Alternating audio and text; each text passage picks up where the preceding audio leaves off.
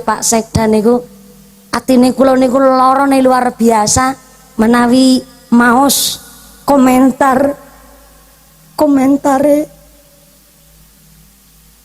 netizen ingkang melukai hati santri seluruh Indonesia ngapunten ingkang kathah.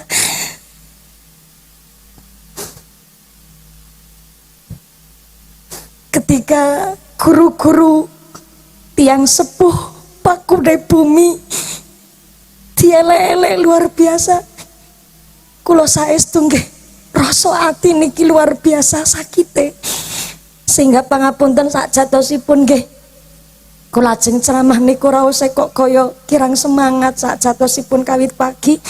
Sakjane nggih kula sanes santri Lirboyo, kula nggih boten keluargine Mbah Yai, tapi nun sewu jujur kemawon nek meriksani kawit pondok pesantren Al-Ghazini ambruk menika wau komentar-komentar luar biasa ngloroni ati. Boten pirsa kahanan pondok pesantren ingkang asli, saestu kula sakit hati lan kami keluarga pondok pesantren seluruh Indonesia kenapa kok sampai menggaungkan boikot Trans 7 niki amargi nyuwun ngapunten rumiyin supaya tidak berlangsung kebencian ingkang berlarut-larut supados Indonesia adem ayem tentrem. Wis pejabate ngono kuwi kok sampai netizen masyarakate ngono kuwi, ya harap kepripun bangsa Indonesia hari ini ketika carut marute Indonesia kok kenapa mboten bubar Indonesia mergo Indonesia teh siontan pakune bumi. Menawi jenengan kok badhe jalan-jalan teng Amerika Serikat, teng mriko katanya negara bebas, tapi ternyata di sana suami niku lanang, istri niku lanang. Dadi lanang karo lanang pentung-pentungan. Maka lahirlah generasi yang gak jelas identitasnya. Kadang malam mimin, siang maman. Dulu saya di Jawa Barat ingin mengembalikan kembali citra itu. Ketika saya ngajak, hei anak-anak Jawa Barat bangun pagi. Kenapa? Kita sudah jauh tertinggal. Kenapa? Kedokteran Cina prakteknya diajarkan seorang dokter berlari di stadion untuk menjemput pasien. Unhan mengajarkan bagaimana orang-orang akademik itu punya spirit kebangsaan yang tinggi. Tidak bisa kata siapa orang pinter itu tidak boleh lari. Orang pinter harus lari. Kalau orang pinter tidak berkeringat, orang pinter tidak digerakkan, yang diandalkan hanya otaknya, maka setelah setruk ilmunya tidak bermanfaat. Kalau dia punya diabetes akut, ilmunya tidak bermanfaat. Hanya mengandalkan otak, ototnya tidak digerakkan, tidak bermanfaat. Karena hidup ini ada jiwa dan raga, ada jisim kuring, ada jirim, ada isim anu kuring. Apa itu? Ada badan, ada isim, ada roh, ada kuring yang memilikinya. Itu yang disebutkan tritangtu. Ini pendidikan. Kenapa? Undang-undang dasar kita menegaskan bahwa tujuan pendidikan nasional adalah menciptakan manusia Indonesia seutuhnya. Kalau utuh, kata orang Sunda, kaluhur sirungan kahandap akaran. Apa artinya? Intelektualnya dia menjangkau ke alam ide, karena manusia berasal dari alam ide. Alam ide itu dalam dunia kita disebut dunia maya. Itu adalah alam roh. Aristoteles mengatakan itu adalah abad ide. Orang Sunda mengatakan dalam filsafatnya itu disebut alam bihari.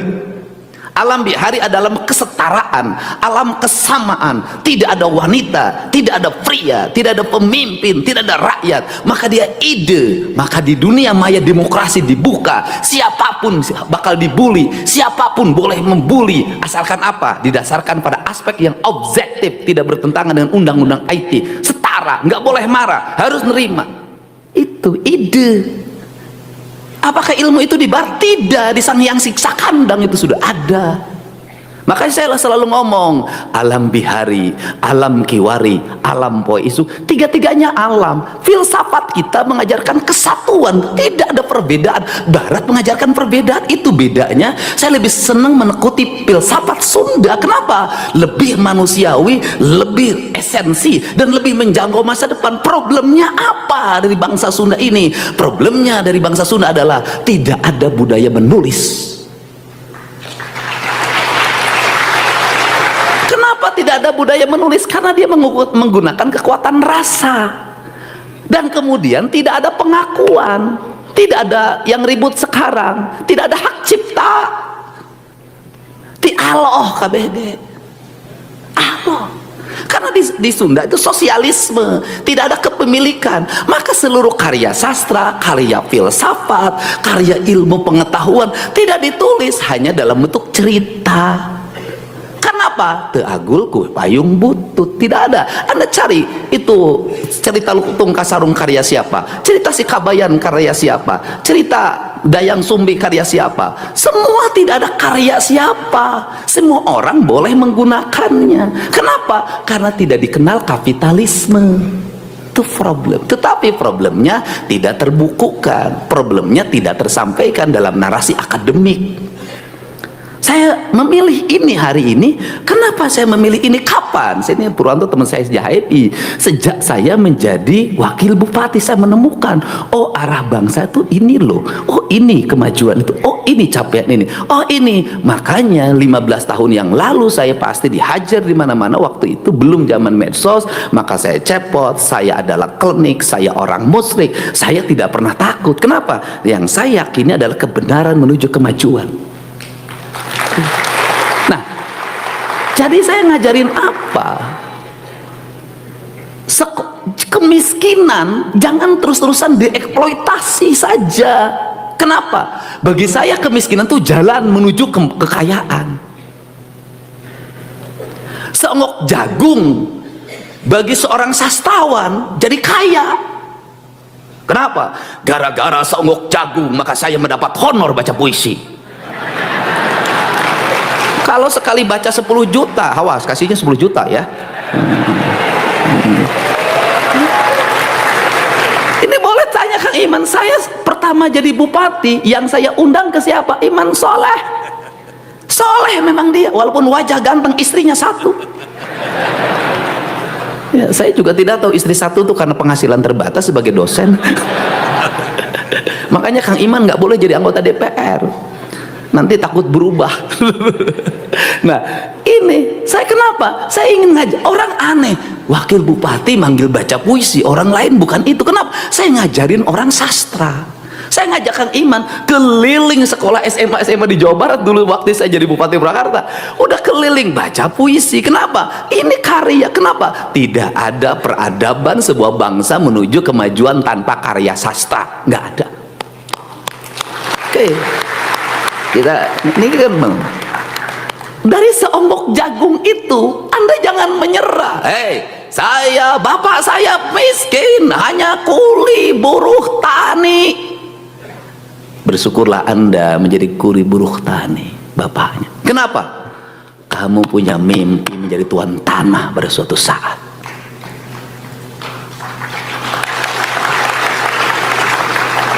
Bapak saya kopral. Berbanggalah menjadi anak kopral.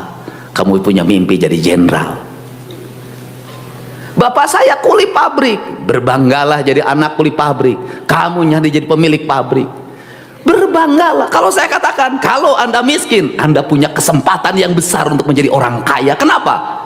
Keadaan akan membawa Anda untuk terbang ke langit. Tidak ada orang yang mental ke atas tanpa tekanan. Tidak ada. Semakin tinggi tekanan, maka semakin tinggi energi yang kita miliki.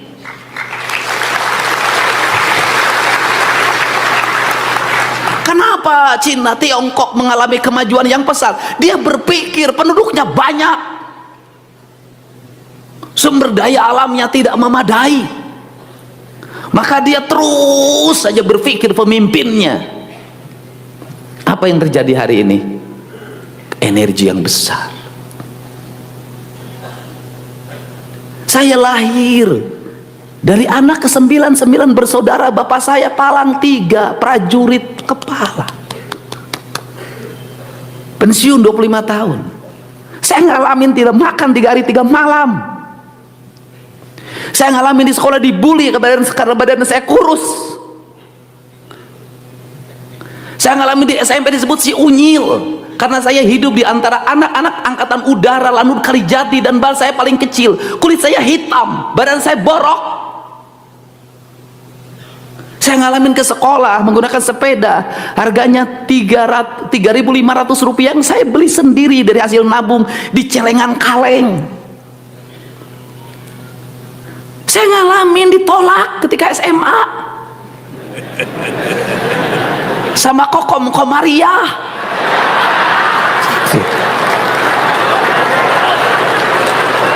Masih ingat nama itu sampai sekarang. Sama Nur, tolak saya. Kenapa? Nggak tertarik sama saya. Orang ke sekolah naik motor, saya ke sekolah naik sepeda. SMA. Orang pulang sekolah nongkrong, merokok, nonton bioskop. Aing ngalah suluh di kebun karet. Saya tuh ngalamin, Pak, mikul kayu bakar. Ada orang yang ditaksir saya sebelah sana, malu lewat, saya lewat sungai. Jadi kalau cerita Garut, Pak Sekda, saya ketika ditolak oleh perempuan diajakin oleh teman saya namanya Iyep, SMA itu kelas 2. Sudah capek bikin suratnya. Kenapa kan harus beli kertas surat yang harum ada tulisan Lope? Kita pengalaman hidup ini, prihatin itu. Tak ada keprihatinan. Udah beli itu, dan untuk mendapatkan itu saya harus jual kayu bakar. Demi kamu, Komaria. Dan Nur. Itu, dan waktu itu harus nulis, aduh, saya malam hari jam 12 selesai tahajud dengan harapan diterima. Hujan jatuh, airnya merintik, genteng bocor rumah saya. Tapi aku harus percaya diri. Teruntuk Kokom Komariah di Peraduan. Seiring angin mendesir, air yang jatuh di genting, kutulis sebuah pesan untukmu. Rindu yang tiada pernah bertemu. Hari selalu ku nanti untuk melihat dirimu walaupun dari jauh. Sastra. Aku mengerti aku ini siapa. Tak layak aku untuk meraihmu. Kulitku yang hitam, badanku yang berbalut getah karet yang selalu kupikul dalam setiap waktu. Tak memungkinkan aku untuk menemuimu yang anak seorang guru agama. Anak guru agama itu. Tapi rasa yang selalu membara ini tak pernah berhenti oleh pikiranku yang terasa putus asa. Kau menerima atau tidak, izinkan aku menyatakan bahwa aku mencintaimu. Laki-laki, bro. Saya nungguin titipin surat lewat temen, diselipin di buku. Nungguin, ada nggak dia nengok ya pulang sekolah? Enggak. Balas enggak. Saya nemuin si Iyep tuh. Aing bogo kasih Kokom terima tenang. Kita pakai cara lain. Bagaimana? Pakai magic, kata dia. Yang angkatan sekolahnya 90-an lah ngalamin yang beginilah. Jadi bagaimana pakai magic? Udah puasa. Waduh, saya puasa. Berapa hari? 40 hari. Waduh, ya udah demi Kokom. Saya puasa 40 hari, Pak. Tamat, nggak coba balas juga. Tingkatin 40 hari. Tuh nggak balas ya tiap cain. Tingkatkan apa? Mutih 40 hari. Maksudnya putih gimana? Makannya hanya nasi putih tanpa apapun, minum air putih. Aduh, ya kita jalanin demi kokom. Aduh, itu belum juga. Naikkan wae, tambah lagi, mati geni. Aduh, apa 3 hari 3 malam nggak boleh keluar kamar tanpa bicara. Ngalamin saya. Habis itu lagi, apa lagi? Kata dia tuh, kita harus mandi 7 sumur. Aduh. Ya oke, demi cinta saya bilang.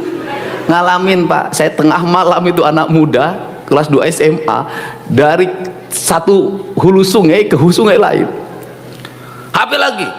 Harus bakar apa lagi? Daun padi. Aing tamat tapi ke SMA anggeus si kokom teh daekeun.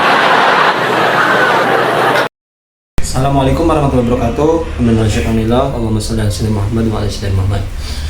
Ya teman-teman, video kali ini ya kita akan menampilkan, tadi sudah menampilkan tentang yang pertama ada Haji Ustazah Mumpuni, ya, yang mana sampai menangis mendengar kabar ya bahwa ada salah satu TV ya yang mana kurang elok ya, beritanya teman-teman, sampai melukai para santri, melukai para kiai, melukai para ustazah ya. Dan Ustaz Mumpuni tadi sampai nangis teman-teman. Itu nggak dibuat-buat loh, itu benar-benar ya nangis teman-teman ya, karena mungkin beliau merasakan sendiri ketika dulu pernah mondok ya teman-teman.